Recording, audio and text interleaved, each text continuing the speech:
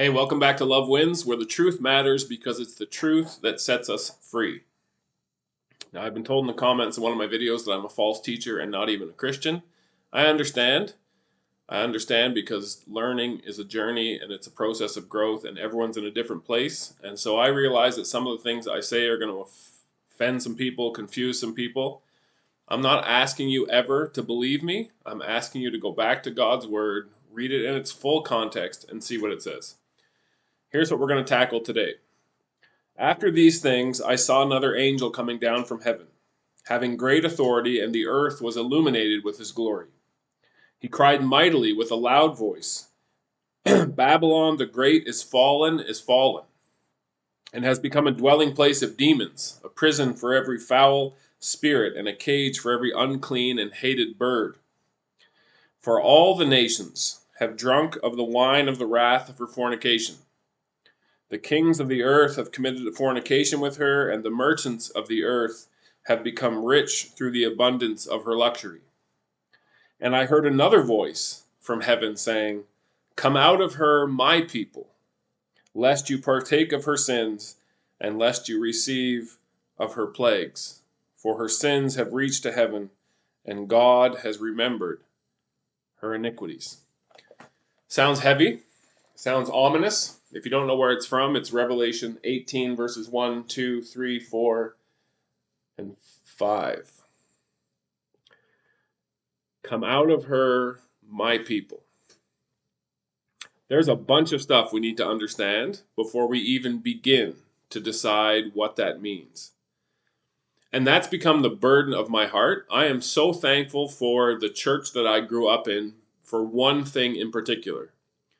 They gave me a love for the Bible and a trust in the Bible, that what it says is true.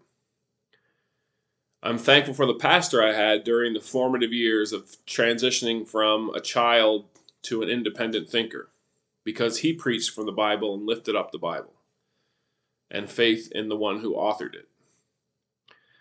But I've come to the place in my own journey where I'm recognizing more and more how misused the Bible is, even by, and perhaps especially by, those who claim to know it and teach it.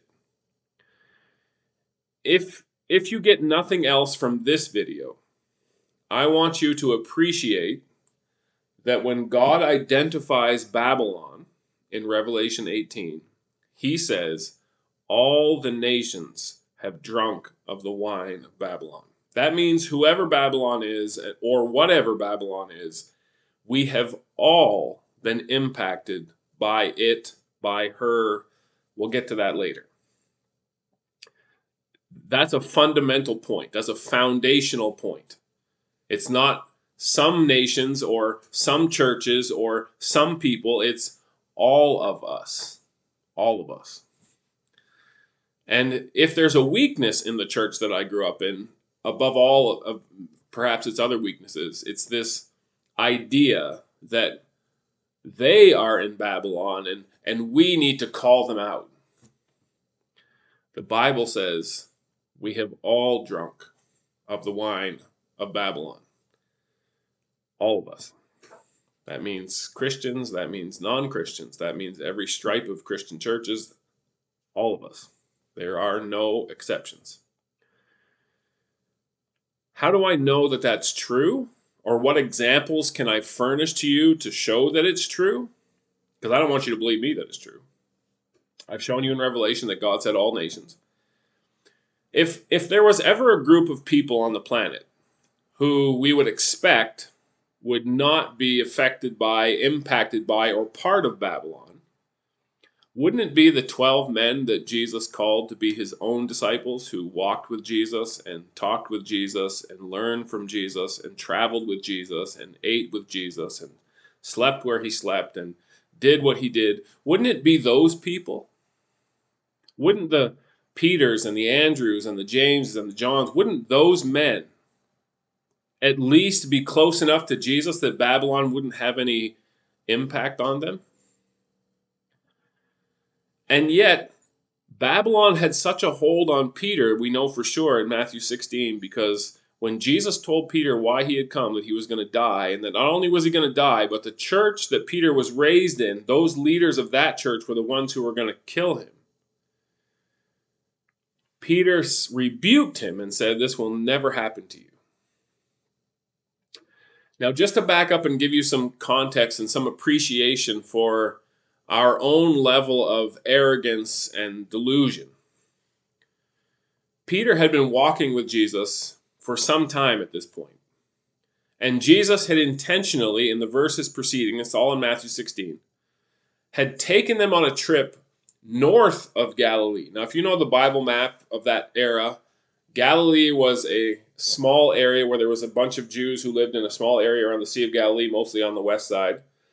And then Samaria was in the middle. Those are the half-breeds, the 10 tribes who'd fallen away previously. And then below that in Judah, where Jerusalem was, that was the hotbed, the center, the epicenter of all things Jewish.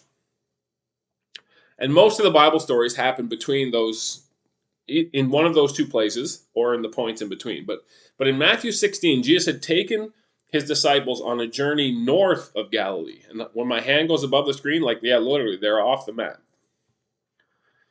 And it was on the road to Caesarea Philippi. So they're not even in Caesarea Philippi. They're on the road between, which is nothingness. And in that barren place where no one's around to see, to hear, to intrude, none of that, he asked them, "Who do people say that I am?" Because you see, knowing who Jesus is, understanding who Jesus is the beginning. It's the first step out of Babylon. We'll get to what Babylon is. Who do people say that I am? And they said, some people say this and some people say that. And there was 4 or 5 options. Matthew 16, if you want to read it. And Jesus, after he let them tell their people say this, people say that, when they were done with that, he said, "Okay, who do you say that I am?" See, now it's no longer other people's opinions and other people's points of view. What do you think about COVID? What do you think about the election? What do you think about this? What do you think about that? No, what do you think? Not what other people think. What do you think?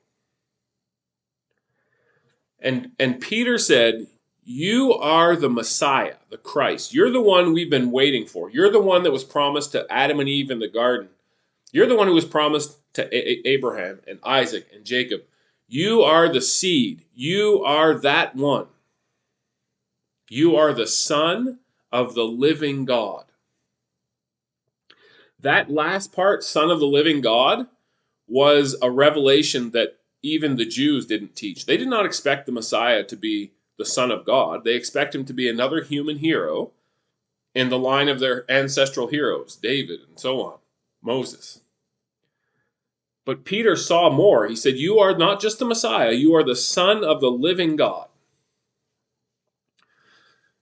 Now that they knew that, and Jesus knew that they knew that, now he could go the next step. And he told them, "I'm going to go to Jerusalem, the epicenter of our faith, where the temple is. I'm going to go to that place, and the leaders, the elders, the chief priests, the scribes, all the who's who of the Jewish faith, they're going to cause me to suffer. And they're going to cause me to die." And Peter said, it says that Peter rebuked him and said, "This will never happen to you." Think about that. You are the Messiah. You are the Son of the living God, but let me rebuke you. Let me correct you. Let me tell you how it's going to be. Do you see the level of arrogance that we have? The level of I'm right and you're wrong that infects us? I don't like it when people tell me that I'm a false teacher or not even a Christian. It doesn't feel nice, but I'm not surprised by it. Because there's this infection in us that if you disagree with me, I'm right and you're wrong and you're a heretic and I'm the truth and I'm better than you and you need to smarten up. And Peter the fisherman, let's remember, had the audacity to look Jesus in the eye and say, what you're telling me is wrong and it will never happen to you. In response to that, Jesus said, and I believe he said it with tears in his voice and an undescribable ache in his heart, "Get behind me, Satan. You are a stumbling block to me. You do not have in mind the things of God, but the things of men." And then Jesus said these words to all of them: "Anyone who would come after me must deny himself, take up his cross, and follow me." What Jesus said in that moment to those men is the same thing John wrote in Revelation 18 using different words. Jesus looked them in the eye and said, "Come out of Babylon. It's me or it's them, but it's not both. They are after a kingdom, and I'm offering you a kingdom. They're on a trajectory, I'm on a trajectory. They're going somewhere, I'm going somewhere. You can follow them or you can follow me, but you can't do both. There are not two paths, there is one. And if you're going to come after me, not only do you have to make that choice, but in making that choice, you have to deny yourself. The things you've been taught since you were a child, the things that your parents believed and your grandparents believed and your great-grandparents believed, the things your church taught you, you have to let all of that go and follow me. Now, in following me, you may find that there are some things that you were taught that are still valid. But you have to be willing to let it all go and let me show you what's valid. Jesus has to be the one to lead us. Jesus has to be the one to say, this is the way, this is not the way.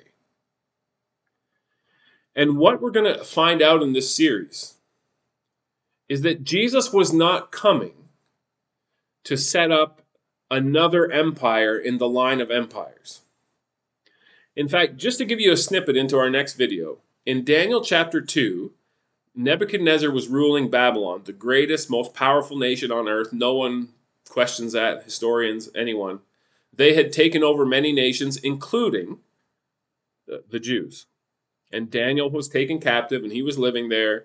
And in chapter 2, the king has a dream, and he's terribly troubled by the dream. And long story short, the only person who could explain it to him was Daniel, because God explained it to Daniel. And the dream ended up being a man made of metal, gold, silver, bronze, iron, feet of iron and clay. And when Daniel explained to him the dream, he said, these are a succession of kingdoms. You, O King Nebuchadnezzar, you are the head of gold. But after you will come another kingdom inferior to yours, and it was the Medo-Persians. And after the Medo-Persians came Greece, and after Greece came Rome. And then Rome was divided up into the countries of modern Europe, the mixture of iron and clay. And then in the dream, it says there was a rock cut out without human hands. And it struck the image and vaporized it, gone. And then a new kingdom filled the whole earth. And the point of that story, that dream that was given to the king and interpreted by Daniel, is that there's a kingdom coming that's not like the other ones. It's not another one in a line of. And when Jesus came, he threw everything upside down. When he went into the temple at the beginning of his ministry and flipped the tables over, and then went into the temple at the end of his ministry and flipped the tables over, He wasn't having a temper tantrum. I'm going to show you that it definitely wasn't a temper tantrum. It's easily provable. Jesus was making a simple statement. Everything that you've been taught is upside down. And when he told stories, he often began with this phrase, the kingdom of heaven is like. And if you're going to be serious about following Jesus, it's going to shake up your world because we are all impacted and infected by Babylon. We have all spent too much time living there. And the call is, come out of her, my people. We'll see you next time.